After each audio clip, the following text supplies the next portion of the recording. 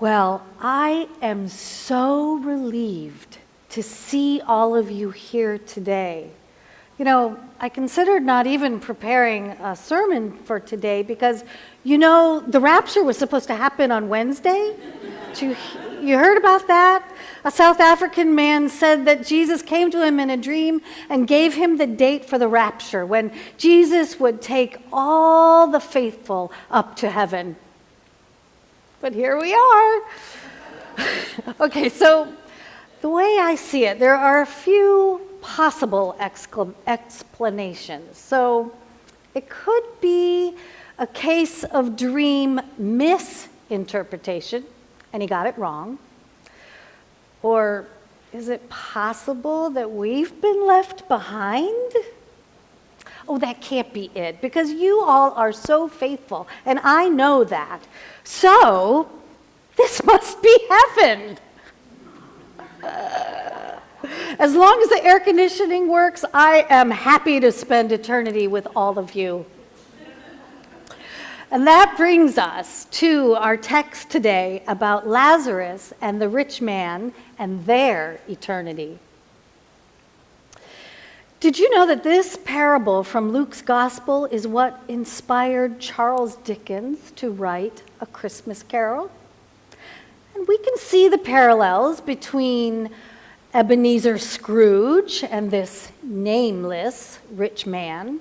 Both men are wealthy, and they do not share their wealth, but Scrooge is a grumpy old man who lives frugally, hoarding his wealth. He won't even heat the office. While the rich man in Luke's gospel lives a lavish lifestyle and feasts sumptuously every day. But both characters seem to be clueless about the suffering all around them. Well, thanks to some ghostly visitors, Ebenezer Scrooge has the opportunity to change his selfish, greedy, bah humbug ways, and we get a happily ever after. He did listen when someone rose from the dead with a warning. The rich man in Jesus' parable does not have that same opportunity. We don't know much about the rich man's background except for his lavish lifestyle of feasting and wearing fine clothes, purple. Do you wonder why I didn't wear a robe today? I thought I should wear purple. But he was feasting and wearing fine clothes. So, where did his wealth come from? Did you wonder that? Was he born into wealth and privilege? Did he take advantage of others or steal to gain his wealth? The text doesn't tell us, and maybe it doesn't matter. It doesn't matter how he became wealthy. What is important is he's a rich man. All right, so let's pause for just a minute here and remember where we are in the Gospel of Luke and who Jesus is talking to and what wealth means in ancient Rome. Now, you remember we've been doing a whole series of parables for the past few weeks, many of them focusing on money. But he was originally telling these parables, Jesus was talking to the Pharisees. And they were lovers of money. They were considered the religious elite. In other words, they were rich. Now, wealth in Jesus' day was considered a sign of God's blessing. That's what everybody thought. If you were rich, you were favored by God. And if you were poor, God was punishing you for something you did. But Jesus turns everything upside down. Jesus is always on the side of the poor. Did you know that there's over 2,000 Bible verses that condemn wealth and money? Funny how the evangelical fundamentalists never talk about those verses, and we hear about the other clobber verses. Jesus talks about wealth over 2,000 times and never once utters a word about homosexuality or abortion. I think that someone needed to tell the protesters that yesterday, but that's a whole nother sermon. This is the context in which we hear about the rich man who ignored Lazarus at the gate.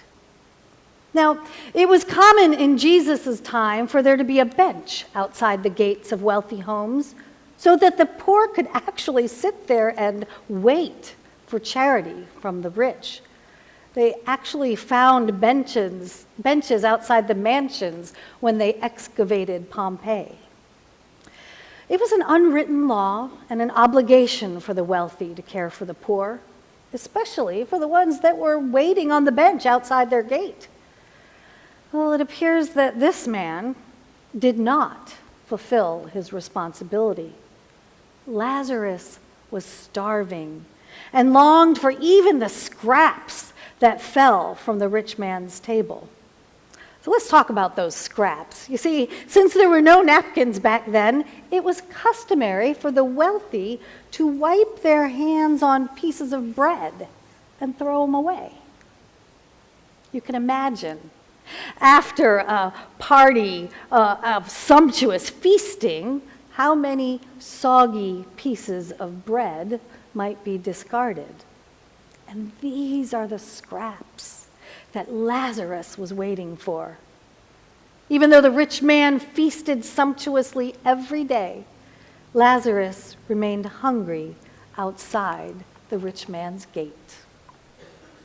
Even the dogs licked Lazarus's sores. Although that fact was probably meant to show us how lowly and pitiful Lazarus is, I would like to imagine that the dogs are showing Lazarus love and comfort and care, unlike the rich man and his guests. It appears that Lazarus did not experience much compassion in his lifetime. Now, the name Lazarus is a Hellenistic version of the Hebrew name Eliezer. And Eliezer comes from El, which means God, Azar, which is the verb to help. So Lazarus actually means God helps. Incidentally, another Hebrew derivative of the name is Ebenezer. The rich man did not help Lazarus. Now, the rich man is not condemned for violence, but for indifference. We don't know if the rich man ever kicked Lazarus or cursed him. He didn't need to. His sin was simpler. He never saw him. Day after day, he stepped over Lazarus, ignored him. And when death came, it was too late to change. So I wondered, is that a danger for us too? This is a parable about sight, about whether we see the suffering at our gates and whether we act before the chasm becomes too wide to cross. Indifference is not neutral. As Dr. Martin Luther King said, the ultimate tragedy is not the oppression and cruelty by the bad people, but the silence over that by the good people. Indifference is stepping over Lazarus. So I got to wondering, who are the Lazaruses at our gate today? What about asylum seekers like Maria, Andri, and Diane, who despite being in the country legally were arrested by ICE agents? There are hundreds of stories of asylum seekers being kidnapped by ICE agents without due process. These are our neighbors, a nurse's assistant, a makeup artist, and a coffee shop owner. The coffee shop happened to be in a neighborhood where one of my colleagues is, and that's how I heard that story. Do we see our neighbors being arrested in the streets or at the courthouse? Jesus said, "Welcome the stranger." What What about voters in black and brown and poor communities where unethical redistricting is silencing their voices? Or workers juggling 2 and 3 jobs while the wealth of billionaires soars? Children in schools where gun violence drills are normal? Neighborhoods flooded by climate change disasters? Do we see them? Do we see? Are we seeing? Lazarus is still at our gate. And it's easy to become numb in the face of the news cycle, to turn away from the pain of immigrants seeking refuge, to assume someone else will protect democracy, to believe peace is impossible. It's easy to think that. But as Dr. King warned, in the end, we will remember not the words of our enemies, but the silence of our friends. We see the rich man suffering in this parable.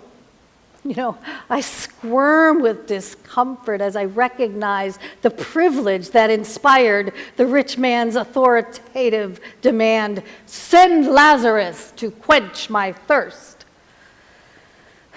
He had power in life, and he was accustomed to making demands and being served. But that's not how parables work. There has been a shocking reversal. The rich man has no authority in death. And even if Lazarus wanted to help him, he could not. Abraham explains that there is a great chasm between them. And in the parable, the chasm becomes fixed. The time for bridging has passed. Today, we see chasms forming all around us. The chasm between the billionaires and those who cannot afford rent, healthcare, insulin, or food. The chasm of polarization that keeps us from seeing one another's humanity. But here's the good news. In this life, the chasm is not yet fixed. We can still build bridges. The story ends with Lazarus in the arms of Abraham, comforted, while the rich man suffers. This is a story of reversal. The God who lifts the lowly and brings down the mighty. It's a warning, yes, but it's also a promise. God's justice will not fail. For all who struggle for peace, democracy, and justice, for all immigrants waiting at the gates of safety, the parable whispers hope. God sees you. God is with you. God is on your side. When we hear Jesus' parable with the privileged ears of the financially secure and comfortable, we may be looking from the wrong side of Luke's chasm. But when we hear this parable from Lazarus' perspective, we hear comfort and hope. Jesus came to preach good news to the poor. So we should not be surprised if this parable seems a little harsh from our consumer-oriented perspective. Jesus spoke out against the inequities of the day. We heard it in the Sermon on the Mount, and the Sermon in the Plain, and in the Beatitudes. Even his mother, while Jesus was still in the womb, sang Mary's song, the Magnificat.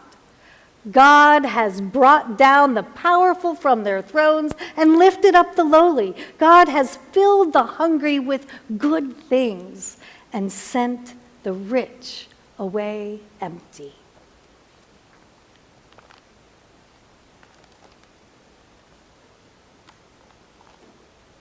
Jesus saw injustice and addressed it. And so, Hope United Church of Christ, do we see who's at our gates? Are we ready to follow Jesus and stand for justice, peace, and compassion? Let us follow Jesus Amen? Amen.